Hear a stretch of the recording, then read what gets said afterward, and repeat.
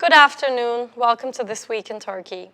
The imprisoned leader of the PKK, Abdullah Öcalan, has called on the pro-Kurdish People's Democratic Party, HDP, to remain neutral in Istanbul's mayoral elections on June 23rd, defying Kurdish support for the opposition candidate Ekrem İmamoğlu.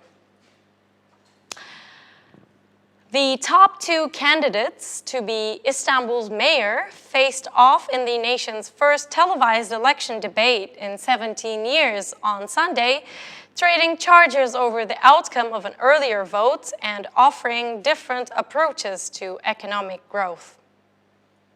Yıldırım said he too will serve everyone equally without regard to ethnicity or religion. Both candidates had ambitious economic plans to tackle poverty and unemployment. Yıldırım vowed to create 500,000 jobs.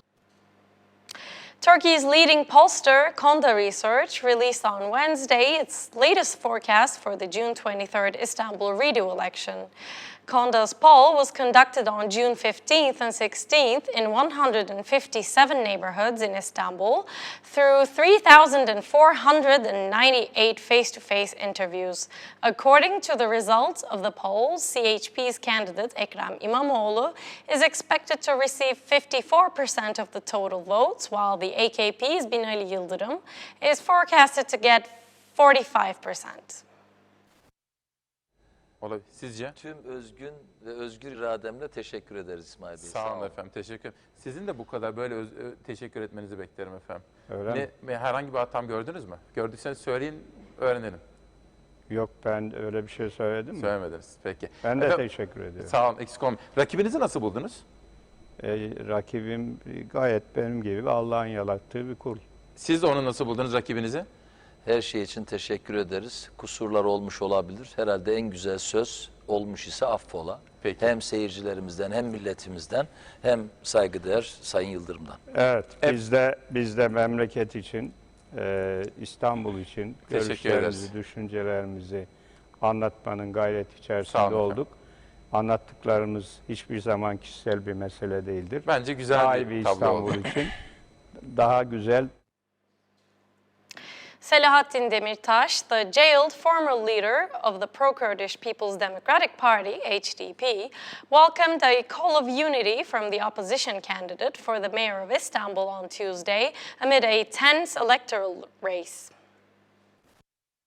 Istanbul's mayoral candidates Ekrem İmamoğlu, running with the Republican People's Party (CHP), and Binali Yıldırım, running with the ruling Justice and Development Party (AKP), held a rare debate ahead of the June 23rd repeat elections for the city. During the televised debate, İmamoğlu said that he is against partisanship in Istanbul and would rather see unity between all political parties, including the pro-Kurdish People's Democratic Party (HDP).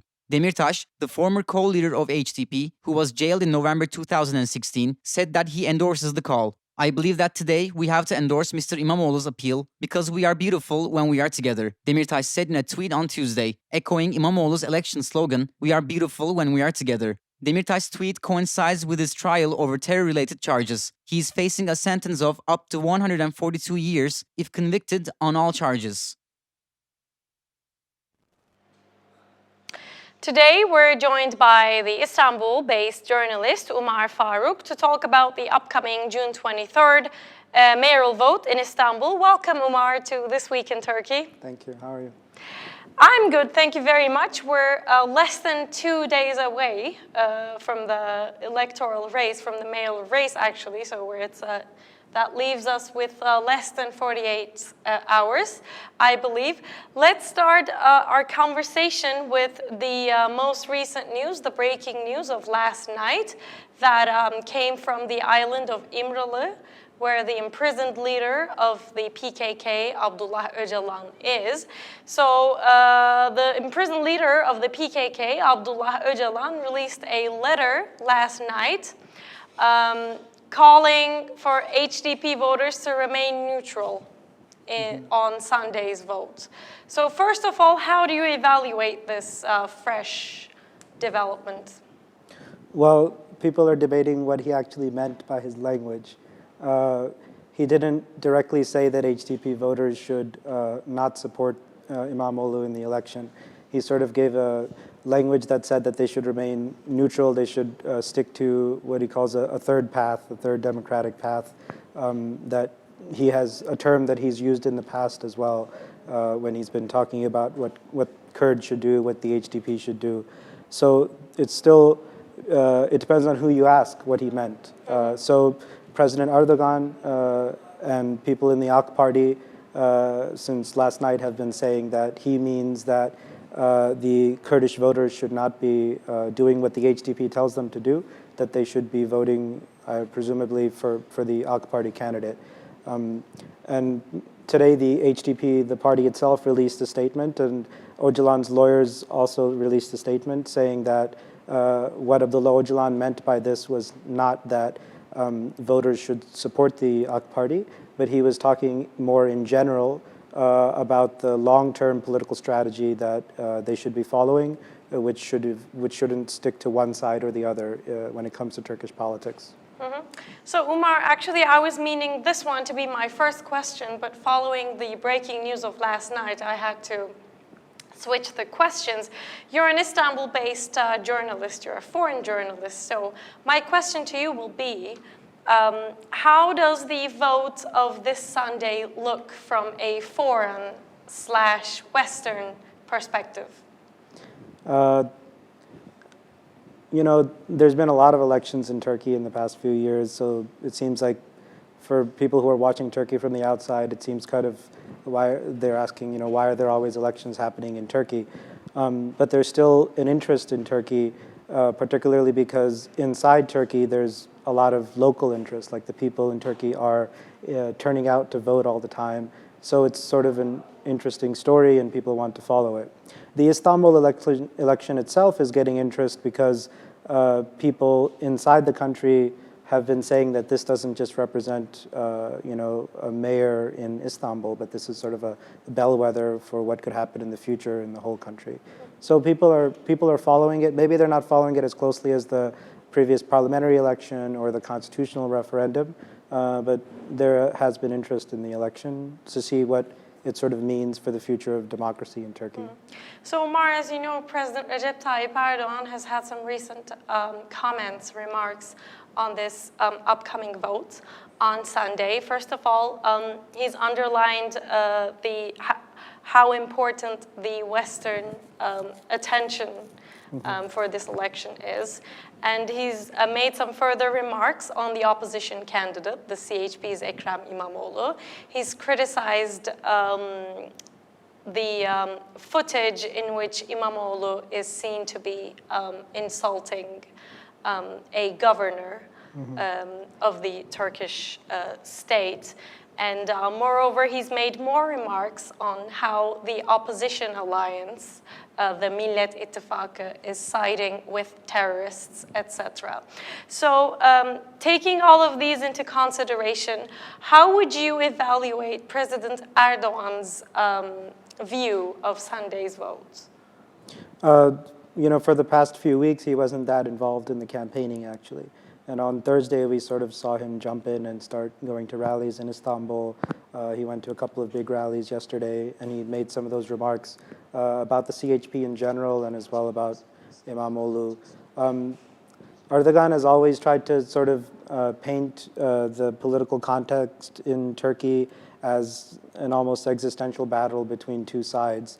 And for a lot of his supporters, it really is an existential battle. For a lot of conservative people in Turkey, having the CHP in power would be a threat to their way of life, to their freedom to practice religion. So he likes to keep bringing that up, and partially he's correct, and partially it rings like it strikes a chord with his constituency and with his voters.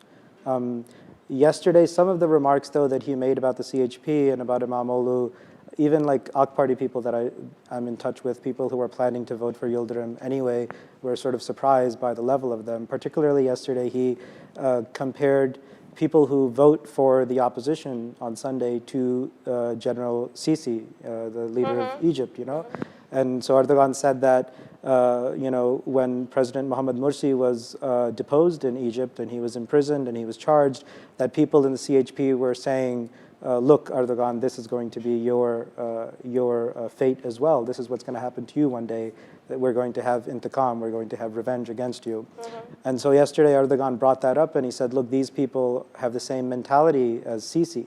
So on Sunday, if you go to vote, are you going to vote for Sisi or are you going to vote for Yildirim?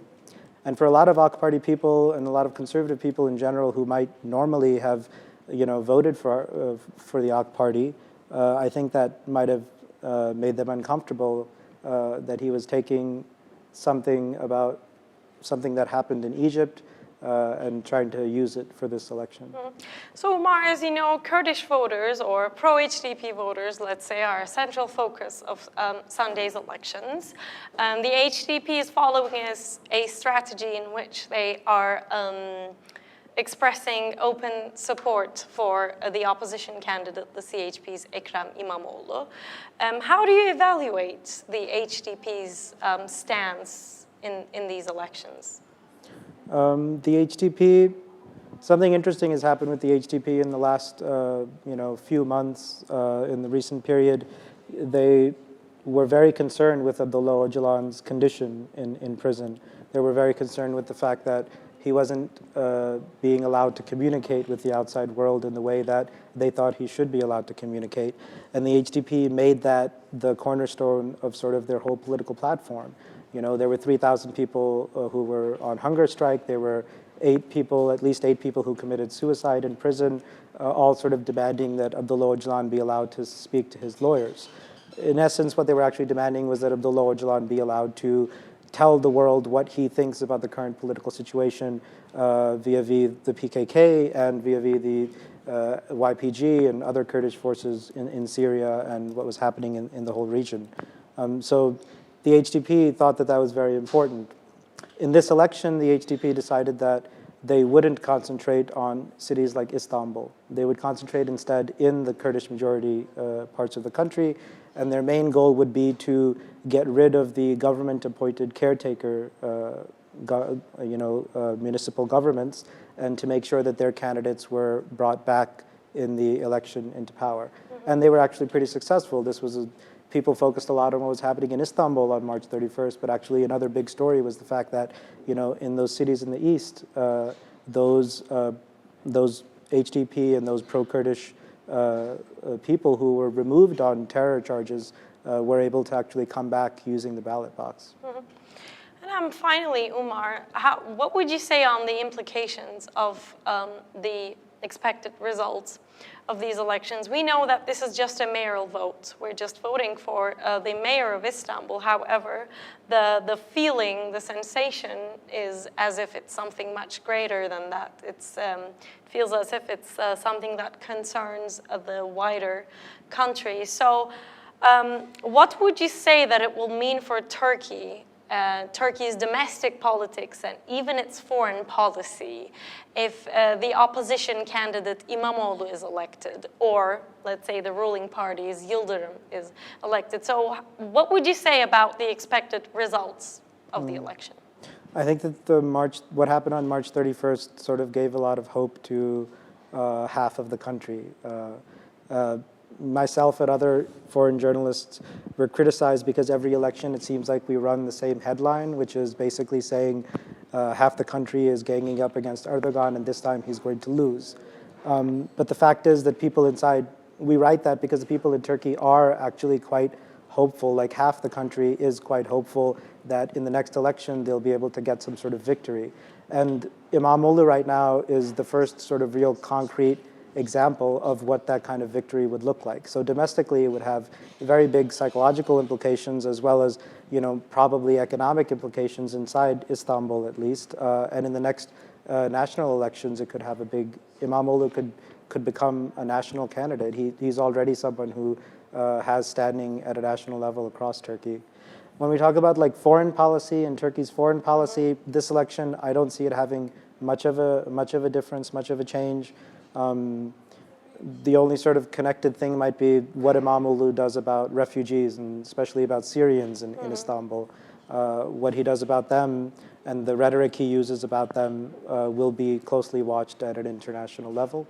But I think right now it'll just be interesting to see what happens domestically, what Turks themselves feel after this election. Thank you very much, Umar, for joining us in the studio tonight. Your comments were much appreciated. Thank you. We were joined by Istanbul-based journalist Umar Farooq tonight, and he commented on Sunday's votes on the mayor of Istanbul, the redo vote, in fact. And now we'll continue with our next news video. Our friend Murat Utku will comment on how President Erdogan's rallies went in the campaign for the June 23rd redo election in Istanbul. President Recep Tayyip Erdogan decided to hit the road again 4 days ahead of the redo elections in Istanbul.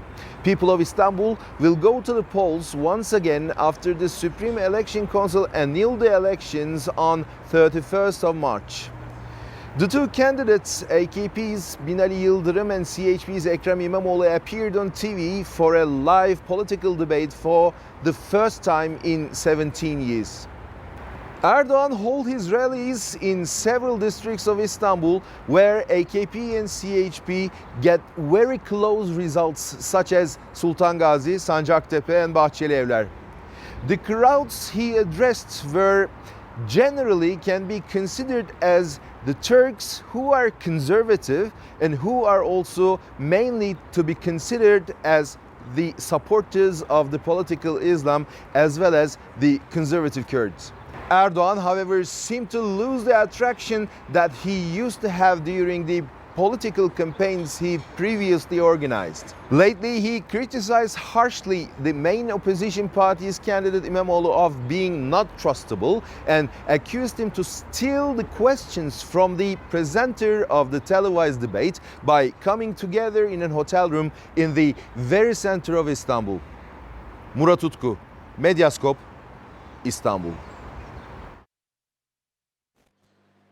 On Thursday, a court in Ankara handed down aggravated life sentences to scores of convicts for their involvement in the failed coup of 2016.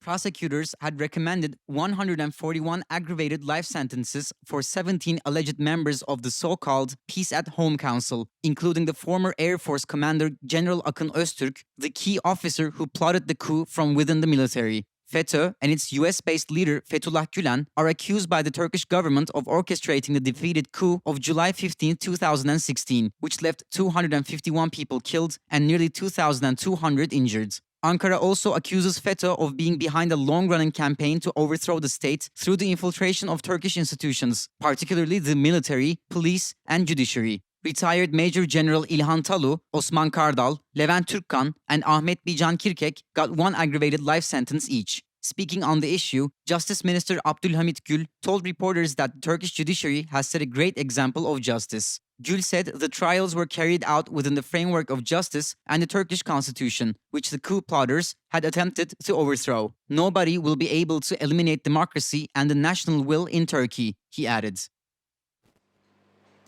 Turkey's unemployment rate stood at 14.1% in March this year, according to the Turkish Statistical Institute. The unemployment rate rose by 4 percentage points year-on-year, Turksat said. On a yearly basis, the number of unemployed people aged 15 and older surged 1.33 million to 4.54 million as of March. In the same period, non-agricultural unemployment rate occurred at 16.1% with 4.2 percentage point increase, while youth unemployment rate, including persons aged 15 to 24, was 25.2% with 7.5 percentage point increase. The unemployment rate for persons aged 15 to 64 occurred as 14.3% with 4 percentage point increase, TÜİK said. In February, the country's unemployment rate was 14.7% with 4.73 million unemployed people aged 15 and above, marking a 4.1 percentage point annual rise. Meanwhile, Moody's cut Turkey's sovereign credit rating deeper into junk territory on Friday, saying the risk of a balance of payment crisis continued to rise, and with it, the risk of a government default. Moody's downgraded the rating to B1 from Ba3 and maintained a negative outlook. It cut the rating to Ba3 from Ba2 in August last year. That's all from This Week in Turkey. Thanks for tuning in and hope